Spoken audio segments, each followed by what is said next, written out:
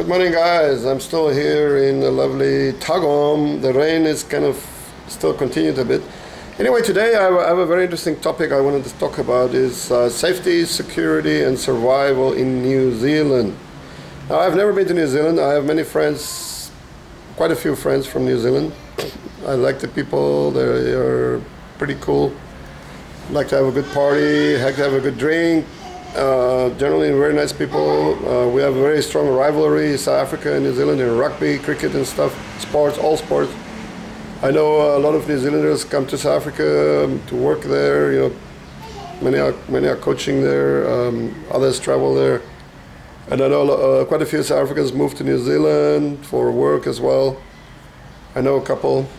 Several South African ladies have become Miss New Zealand shortly after arriving in New Zealand. Very interesting story. I should make a video about that. Anyway, but today I want to talk about, because what happened recently, we all know about this, I don't know, what do we call it, terrorist attack, or I don't know, religious fanatic, or is that the terrorist attack, or is it an extremist? I don't know. So anyway, I don't know, 50 people got shot dead inside the religious establishment in New Zealand, which is probably the only other place in the world where that may or may not happen. Would be, like, I would say maybe US or maybe Iraq, maybe Afghanistan. So this is not a very common thing, right? Makes the world sits up and take notice, which is what I did. I kind of decided to have a little look at the track record of New Zealand when it comes to safety and security, especially for foreigners, people who visit New Zealand as tourists, as foreign students, as travelers, and maybe some new immigrants or people who are planning to immigrate to New Zealand. So I came across some really interesting details on the internet that indicates to me that New Zealand, as a country, perhaps. People keep saying, or I keep reading, New Zealand is considered a safe country, but the facts seems to be proving a totally different picture, painting a totally different picture. So I'm going to look at this now, and I'm going to share it with you guys, and I want you to comment, please, especially people from New Zealand. Let's hear your comments about this. And is New Zealand really a safe country, or as safe as people think it is, or is there a hidden dark underside that is very, very disturbing? So first of all, I found a very interesting little website. I'm just going to show you very briefly. Let me just show you. Let me focus in on this. I recommend you guys go if you want to get more info about the whole thing. They have a lot of interesting information. It's called New Zealand WordPress. Killed in New Zealand. And they start off by warning: do not visit New Zealand without a watertight travel death insurance. Okay, now this sounds very extreme, but then you see what they're claiming. Welcome to the world's deadliest tourist attraction, the final destination.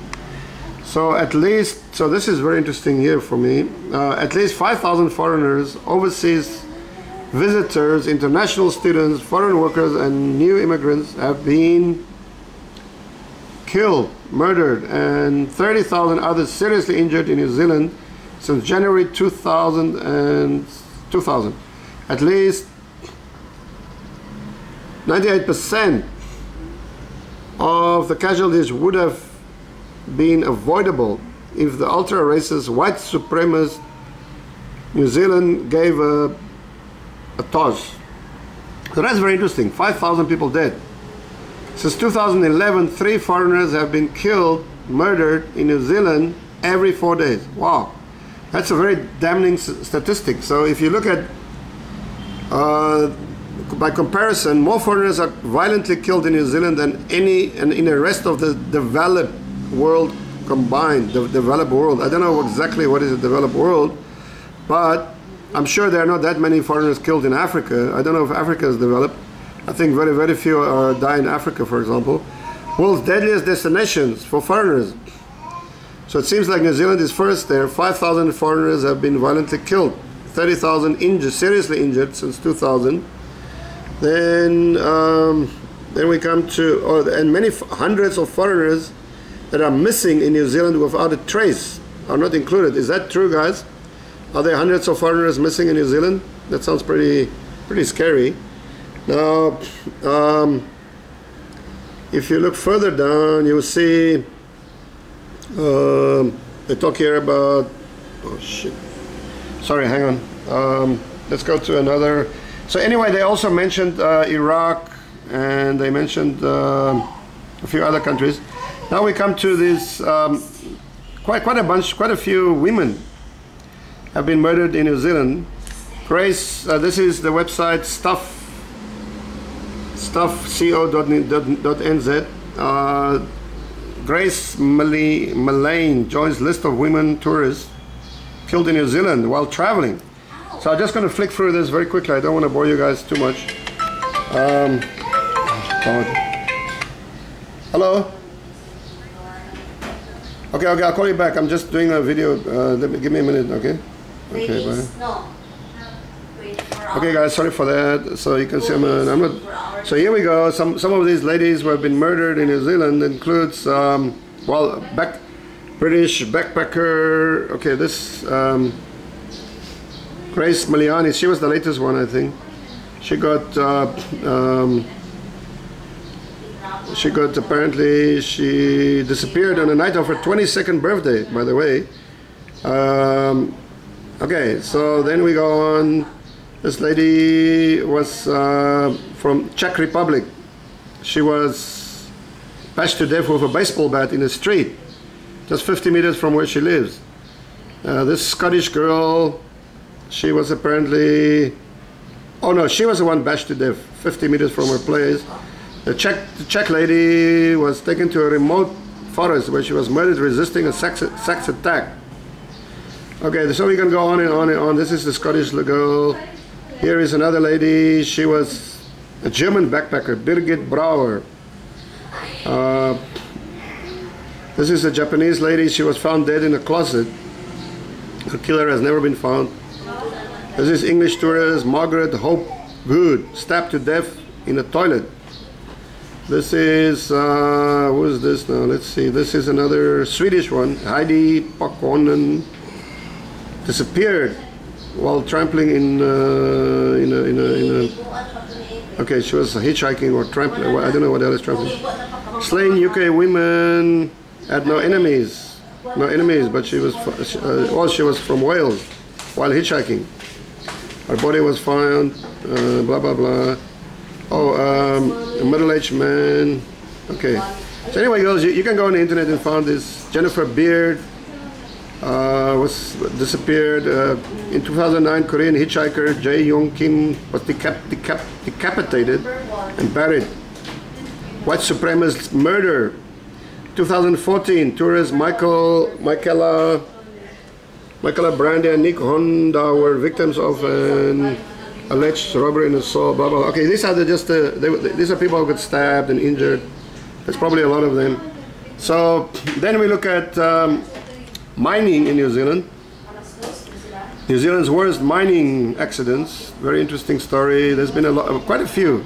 The most recent one was the Pike River one, which basically wiped out the whole mine. But there's a whole bunch of them, guys. So the last few were pretty bad. In 1967, explosion killed 19 miners. There's 11 gone, 9 gone, 43 gone. So yeah. So the point, the point here is that is New Zealand really a safe destination? You know, that's what especially now you can add vicious terrorism to all this that I just mentioned here. You know, people on holiday getting kidnapped, attacked, raped, robbed, murdered. People working there in the mine industry. And then now you add all this extremists. So how safe is New Zealand? Guys, I have no idea. There are probably a lot of you living in New Zealand, and I would love for you guys to tell us what is your personal, outside the news headlines, outside the reports, outside the statistics. What is it like living in New Zealand as a foreigner, as a tourist, as a traveler? Is it? Do you feel safe until the moment arrives that you think that you realize it's not that safe, or is it safe, or is it, or you have to be careful? Do you have to do my survival training before you go there? Okay, so let us know. This is a very interesting topic, guys, and it's a topic dear to my heart. Survival in the urban jungle, and I like to look at. We can discuss different countries. So New Zealand is now on the list. We've talked about the USA. The USA so far has seemed to me to be probably the most dangerous country in the world. But that's only my opinion. I've never been there, and I only read the statistics. And so let me know, guys who live there. You're the people who know. So let us know, guys. Okay, this is an interesting topic, so let us know. Cool. We'll talk later. Okay, thanks.